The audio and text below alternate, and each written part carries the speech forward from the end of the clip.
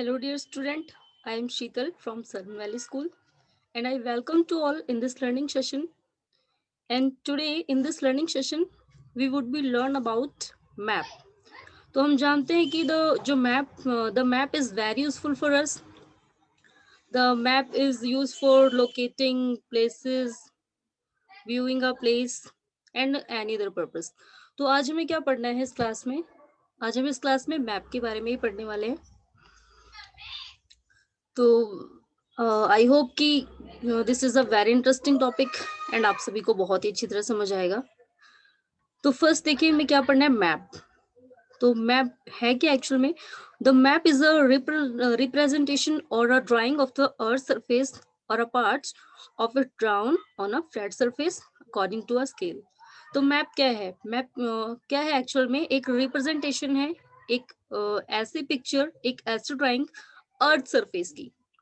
That means कि जब हम अर्थ सरफेस को, आप सभी ने ग्लोब का मॉडल देखा होगा, लेकिन क्या करते हैं हम, ग्लोब के मॉडल को हम लोग लेके नहीं जा सकते, उसका यूज करना उतना कन्वीनियंस नहीं रहता. वो बहुत हमारे लिए उसका यूज करना मतलब हम लोग ग्लोब को नहीं ज्यादा यूज करते हैं. फैक्टली उसे कहीं ले नहीं जा सकते हैं, कैरी नहीं कर सकते हैं. बट मैप को हम इजिली कैरी कर सकते हैं. तो इसलिए मैप का यूज आज के टाइम पे ज्यादा होता है. तो the map is a representation or a drawing of the earth surface or a part of it drawn on a flat surface. तो ये क्या होता है? मैप एक ऐसा रिप्रेजेंटेशन है, एक ऐसी ड्राइंग अर्थ सरफेस की. जरूरी नहीं है अर्थ सरफेस का ही मैप हम लोग यूज करें, किसी और पर्टिकुलर चीज का मैप भी हम लोग यूज करते हैं. तो मैप क्या है एक्चुअल में?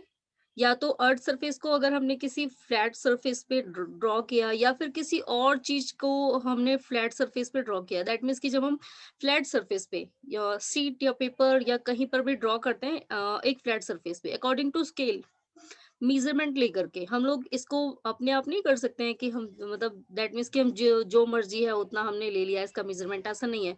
तो जब भी मैप को ड्रॉ किया जाता है तो स्केल से ड्रॉ किया जाता है.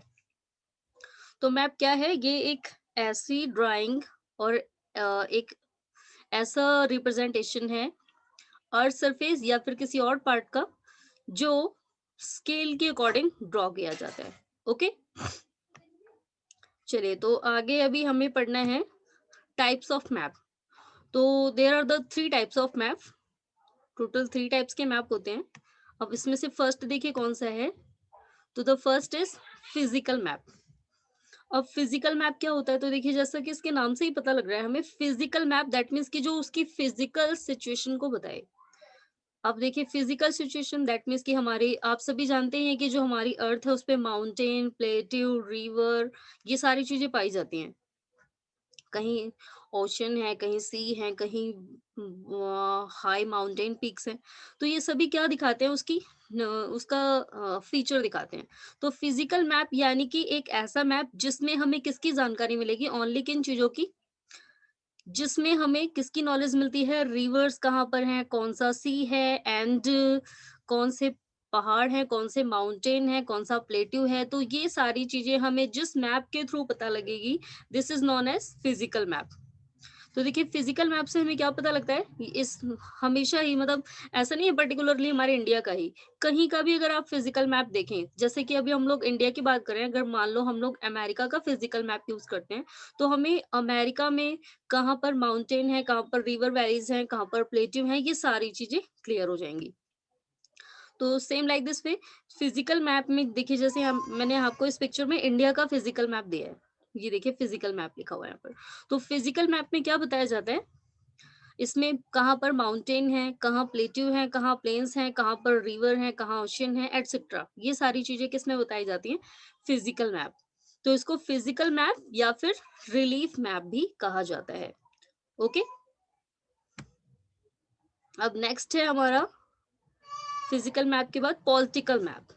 अब देखिए अभी हमने मैप हमने पढ़ा, फर्स्ट टाइप क्या था इसका? Physical map, and second is political map. तो अब पॉलिटिकल मैप क्या है? तो political map represent different countries, states and Capitals, other cities, town and village. तो देखिए पॉलिटिकल, जैसा कि हमें ये होता है एक पॉलिटिकल एरिया को दिखाता है। कितने स्टेट हैं, कितनी सिटी हैं, कितने ब्लॉक हैं, ये सारे हमें जिस मैप के थ्रू भी पता लगेंगे, this is known as political map. अभी पूरे इंडिया का नहीं, किसी पर्टिकुलर छोटे एरिया का भी हम लोग ले सकते हैं। जैसे मान लो हमने अगर अभी हम ओनली अपने उत्तर प्रदेश की बात करते हैं, तो मान लो अगर हमने केवल यूपी की हम लोग पॉलिटिकल मैप की स्टडी करना चाहते हैं, तो यूपी में कितने डिस्ट्रिक्ट हैं, कितने ब्लॉक्स हैं, ये सारी चीजें हमें जिस मैप के थ्रू पता लगेगी, this is known as political map. तो पॉलिटिकल मैप में हमेशा ही क्या बताया जाता है? Country, state, capital and other cities, town and village. Okay, तो this is known as political map. तो देखिए अभी हमने दो टाइप के मैप के बारे में पढ़ा है। First is physical map, second is political map. देखिए ये आपको इंडिया का पॉलिटिकल मैप दिया हुआ है, इसमें स्टेट्स एंड यूनियन टेरिटरीज दोनों दिखाई हुई हैं। तो जिस मैप के थ्रू भी हमें state, capital, countries, town, village, इन सारी चीजों का पता लगता है, this is known as political map. देखिए अब हमारा पॉलिटिकल मैप के बाद एक लास्ट और है, थीमेटिक मैप। यस, तो देखिए अभी हमने पढ़ा है physical map, political map and last is thematic map. अब ये थीमेटिक मैप क्या है? तो थीमेटिक का मतलब होता है the map focus on specific information such as road maps, rainfall maps, maps showing distribution of forest, industries, etc. तो देखिए अब कभी कभार हम मान लो एक ऐसा मैप यूज करते हैं जिसमें हमें बताया जाता है कि कौन सी रोड है, कौन सी रोड कहाँ से कहाँ तक जाती है, सबसे बड़ी रोड कहाँ पर है।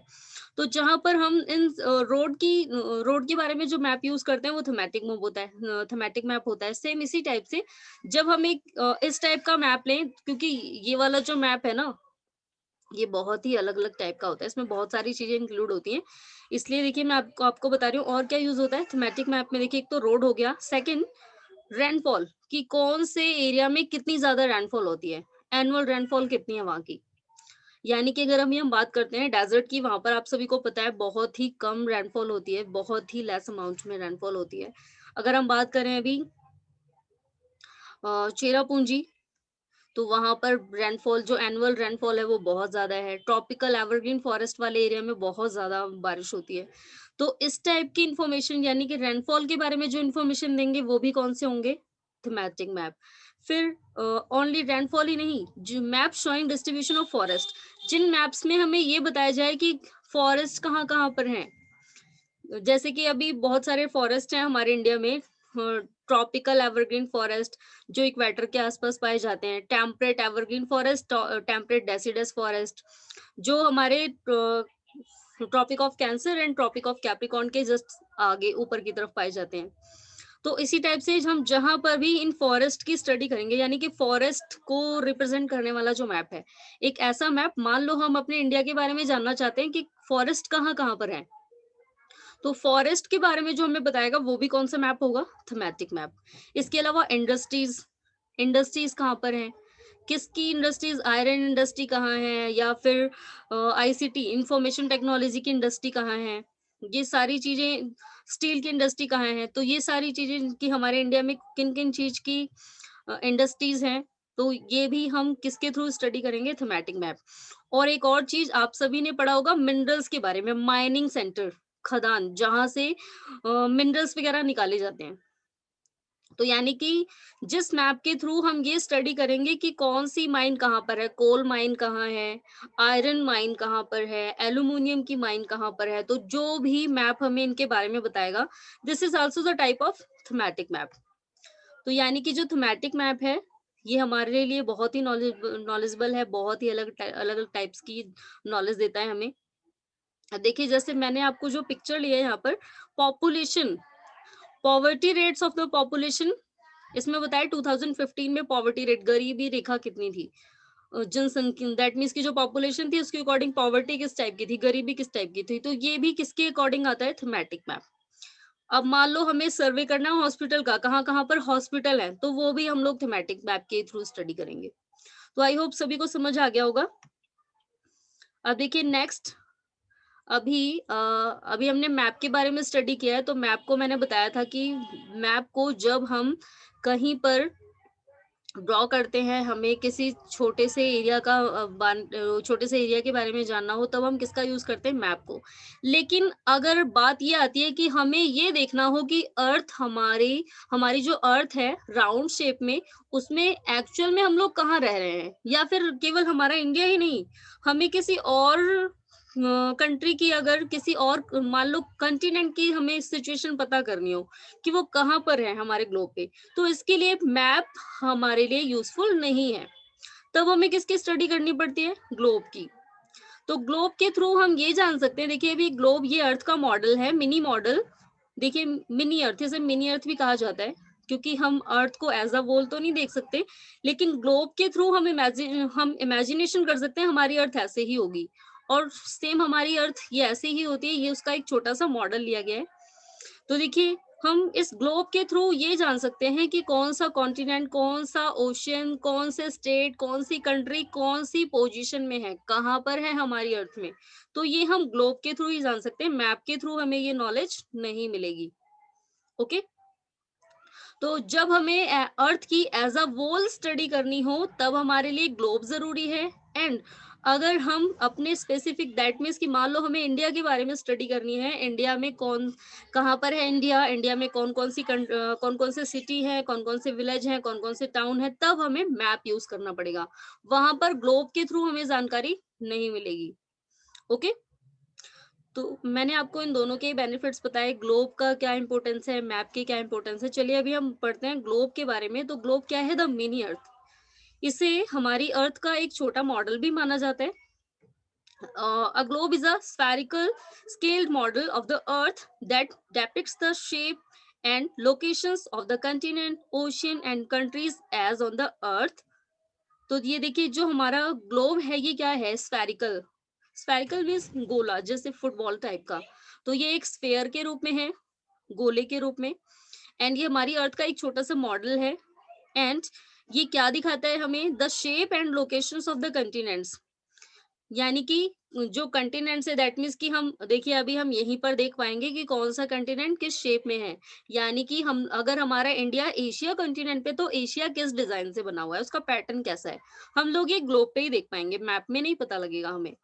तो ये देखिए ये किसी भी चीज की शेप, यानी कि कंटिनेंट्स की शेप, ओशियन की शेप, ओशियन कहाँ पर है, कैसे हैं, एंड कंट्रीज कहाँ पर है, कौन सी कंट्रीज कहाँ पर हैं, तो ये सारी चीजें हमें ग्लोब से आसानी से पता लग जाएगी। और दूसरी एक और चीज इसमें क्वालिटी है, देखिए ग्लोब का जो मॉडल है ना, ये मूव कर सकता है। मान लो हम लोग यहाँ बैठ के स्टडी कर रहे हैं, हम इसे घुमा करके, इसे रोटेट करके इसके बैक वाले पार्ट की भी स्टडी कर सकते हैं। तो बिल्कुल सेम ऐसे ही हमारी अर्थ भी मूवमेंट करती है, ऐसे ही रोटेशन करती है अपने एक्सिस पे। यस, अब एक वर्ड आया एक्सिस। एक्सिस क्या है? तो ये बेटा देखिए ये जो ये इसका ऊपर वाला पॉइंट और नीचे वाला पॉइंट, दैट मीन्स कि अगर यहाँ से एक स्ट्रेट लाइन खींची जाए, लाइक द डायमीटर, आपने मैथ में पढ़ा होगा, तो अगर मान लो यहाँ से एक स्ट्रेट लाइन खींची जाए जो बिल्कुल क्रॉस हो जाए इसका डायमीटर पूरे का, तो इस डायमीटर का जो ये अपर वाला पार्ट होगा, उसका एक पोल ये है, एंड सेकंड जो ये एंड में जो उसका एक पार्ट होगा, ये यहाँ वाला एंड, ये दूसरा पोल हो जाएगा। तो सेम ऐसे ही हमारी अर्थ भी इन दो पोल्स की हेल्प से रोटेट करती है। और जैसे आपको ये दिखाया हुआ है कि ये जो ग्लोब का मॉडल है, ये स्ट्रेट नहीं है, दैट मीन्स कि ये ऊपर की तरफ नहीं है। तो सेम ऐसे ही हमारी अर्थ भी बिल्कुल स्ट्रेट खड़ी होके मूवमेंट नहीं करती, ये भी अपने एक्सिस पर झुकी हुई है। ये देखिए, ये है इसका एक्सिस, और यहाँ पर ये भी थोड़ी सी झुकी हुई है, कितना? 23 डिग्री के एंगल पे, 23 डिग्री एंगल पे झुकी हुई है। तो ये जो एंगल बनता है, मान लो अगर हम यहाँ एंगल बनाएं, तो ये हमारी जो अर्थ है ना, ये 23 डिग्री पे झुकी हुई है, बेंट है। सेम ऐसे ही हमारी अर्थ भी है एक्चुअल में। ओके, तो देखिए अभी मैंने आपको क्या बताया ग्लोब के बारे में कि अगर हमें अर्थ की एज अ होल स्टडी करनी हो, तब हम लोग किसका यूज करेंगे? ग्लोब का।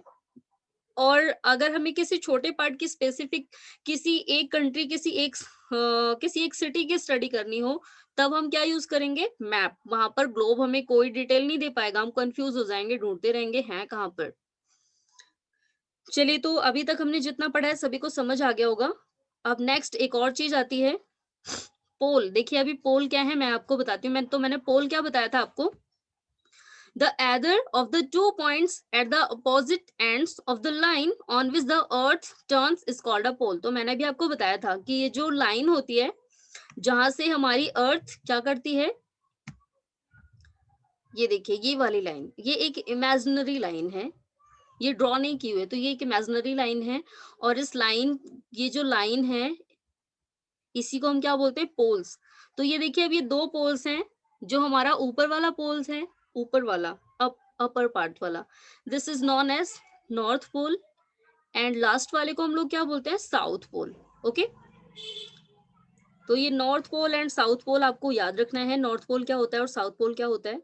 यस, तो नॉर्थ पोल क्या है? The point on the surface of the earth that is farthest north is called the north pole. तो ऊपर की तरफ नॉर्थ में जो भाग है दूर वाला, वो है north pole, and south pole क्या है? साउथ की तरफ वाला फारदेस्ट पॉइंट, ये क्या है? हमारा साउथ पोल। ओके, ये देखिए ये हो गया हमारा नॉर्थ पोल। और सेम इसी वे में यहाँ पर ये लाइन एंड होगी यहाँ पर आकर के, तो ये क्या हो जाएगा हमारा? South pole. ओके, चलिए, तो आई होप सभी को समझ आ गया होगा।